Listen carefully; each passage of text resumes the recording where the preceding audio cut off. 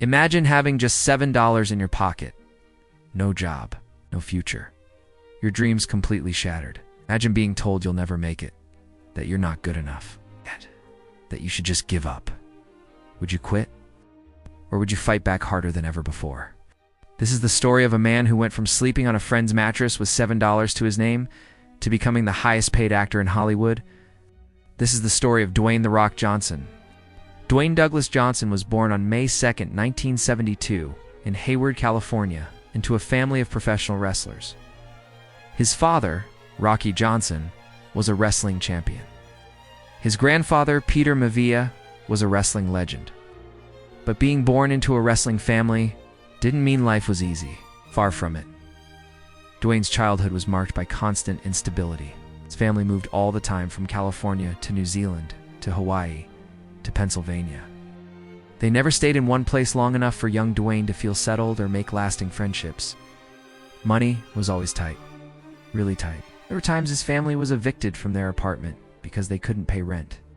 Times when the electricity was shut off. Times when there wasn't enough food on the table. When Dwayne was just 14, he watched his mother pull their car over on a Nashville highway. She was crying uncontrollably. The stress of poverty, constant moving, and endless struggles had become too much. She got out of the car and started walking toward the oncoming traffic. Dwayne jumped out and pulled her back just in time. He saved her life that day. He later said that moment changed him forever. He realized how fragile life was and how much pain his family was carrying. As a teenager, Dwayne started getting into serious trouble. He was angry, frustrated, and lost. He was arrested multiple times for fighting and theft. By the time he was 17, he'd been arrested 8 or 9 times. He was heading down a dangerous path, and everyone could see it. But then, something unexpected happened. Football became his escape. Dwayne was naturally athletic, big, strong, and fast. He poured all his anger and energy into football, became a standout player in high school, and earned a full scholarship to play at the University of Miami. At Miami, he played defensive tackle for one of the best college football programs in the country. He was part of the 1991 national championship team. He was living his dream. His plan was simple: play college football, get drafted into the NFL, make millions, and finally give his family the life they deserved. But then, disaster struck. In his final year at Miami, Dwayne suffered a serious back injury. His performance declined. His draft stock plummeted. When the 1995 NFL draft came around, Dwayne wasn't selected. Not in the first round, not in the second, not at all. He was devastated. His entire identity had been wrapped up in football, and now that dream was gone. Eventually, he got a chance with the Calgary Stampeders in the Canadian Football League. It wasn't the NFL, but it was professional football. It was something. He moved to Calgary, hopeful that this was his second chance. But after just 2 months, he was cut from the team. They told him he wasn't good enough. He packed his bags, called his parents, and moved back to Florida with just $7 in his pocket. $7? No job, no prospects, no plan. He later said, "I had no idea what I was going to do. I felt like a complete failure. Living on a friend's mattress with almost no money." Dwayne had to make a choice: give up or find another path. He remembered his father and grandfather. They were wrestlers. Maybe, just maybe, wrestling could be his way forward. He called his dad and asked him to train him. His father agreed, but he didn't go easy on him. Wrestling training was brutal, even more physically demanding than football. Dwayne trained relentlessly. He learned the moves, the showmanship, the psychology of entertaining a crowd. He developed a persona, a character that would eventually become The Rock. In 1996, he made his WWE debut as Rocky Maivia, a combination of his Father S and Grandfather S ring names. He was presented as a clean-cut, smiling good guy. The audience hated him. They booed him mercilessly. They chanted, "Rocky sucks," and "Die, Rocky, die." It was humiliating. Dwayne was crushed. Here he was, trying to follow in his family's footsteps, and the fans despised him. But instead of quitting, he made a bold decision. He would completely reinvent himself. He dropped the Rocky Maivia character and became The Rock, a cocky, trash-talking, eyebrowers, an electrifying character who didn't care if you liked him or not. and everything changed. The crowds went wild. They loved The Rock.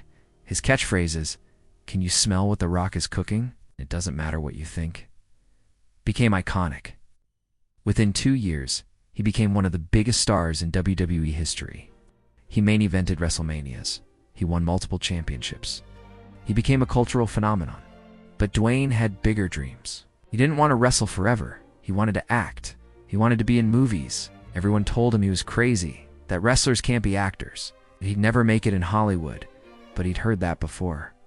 In 2001, Dwayne got his first significant movie role in The Mummy Returns. He played the Scorpion King, a character with minimal dialogue but maximum presence. The movie was a huge hit, and Universal Studios offered him his own spin-off film, The Scorpion King. He was paid $5.5 million for that role, a record at the time for a first-time leading actor. But Hollywood wasn't immediately welcoming. Critics dismissed him as just a wrestler. Studios weren't sure he could carry dramatic roles. He was typecast as the big, tough action guy. For years, he took whatever roles he could get. Some were good, many were forgettable. He appeared in family comedies like The Game Plan and Tooth Fairy movies that serious action stars would never touch. But Dwayne didn't care about ego. He cared about working, learning, and proving himself. He showed up early to every set. He memorized everyone's name, from the director to the caterers. He worked harder than anyone else. He made himself indispensable. Slowly, his reputation grew. Directors and producers saw that he was professional, dedicated, and genuinely talented. Then in 2011, he joined the Fast and Furious franchise as Luke Hobbs. His presence revitalized the series. The films started making over $1 billion at the box office. Suddenly, Dwayne "The Rock" Johnson wasn't just a wrestler turned actor. He was a legitimate movie star. He went on to star in massive hits: Jumanji, Mona, Rampage, Skyscraper, Hobbs & Shaw, Red Notice, and Black Adam. He became the hardest-working actor in Hollywood, sometimes filming 3 or 4 movies per year. He built his own production company, $7 Productions, named after the $7 he had when he was broke. In 2016, Forbes named Dwayne Johnson the highest-paid actor in the world, and he held that title multiple years in a row. But money wasn't his only measure of success. He used his platform to inspire millions. He openly shared his struggles with depression after his football career ended. He talked about his family's poverty. He talked about the times he felt like giving up. He became a role model for resilience, hard work, and authenticity. He regularly surprises fans with acts of kindness, giving away his truck to a deserving veteran, paying for groceries for strangers, supporting charities focused on children's health and wellness. He proved that your circumstances don't define your destiny, that failure isn't final, that hard work, humility, and persistence can take you from rock bottom to the top of the world. He once said, "Success isn't always about greatness. It's about consistency. Consistent hard work leads to success. Greatness will come." Today, Dwayne "The Rock" Johnson is worth over $800 million. He's one of the most recognized and beloved celebrities on the planet. But he never forgot where he came from. He still works out at 4 a.m. every morning. He still treats every project like it's his first big break. He still remembers what it felt like to have just $7 and no clear future. And he shares that story openly, not to brag, but to remind people that everyone starts somewhere, that setbacks are setups for comebacks. So if you're struggling right now, if you've been rejected, told you're not good enough, or feel like you're running out of options, remember Dwayne "The Rock" Johnson? He had $7. He was cut from his football team. He was booed out of arenas. He was told wrestlers can't be actors, but he didn't quit. He reinvented himself. He outworked everyone. He stayed humble. He stayed hungry. He became one of the most successful, respected, and inspiring figures in entertainment history. Your struggle today is not your identity tomorrow. Your failure is not your finale. Your setback can be your setup for something greater. As The Rock himself says, blood, sweat, and respect. First to you give, last one you earn. So keep grinding, keep believing, keep pushing forward. The world is waiting for your story. Now go out there and write it. Thanks for watching.